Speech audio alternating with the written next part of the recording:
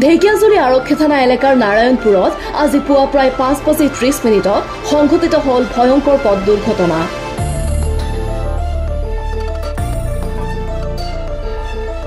দুৰ্ঘটনাত এজনৰ মৃত্যু হোৱাৰ লগতে গুৰুতৰভাৱে আঘাতপ্ৰাপ্ত 3জন।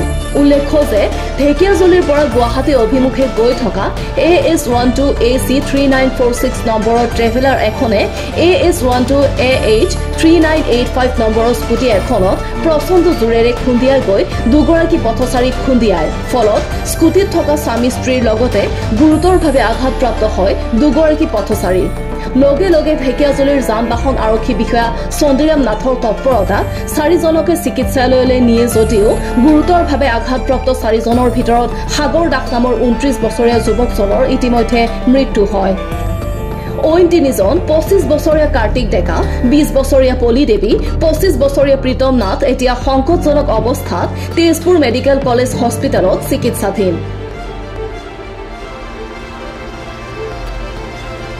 ঢেকিয়াজুলিৰ পৰা প্ৰশান্ত বৈশ্যৰ ৰিপৰ্ট, নিউজ এক্সপ্ৰেছ অসম।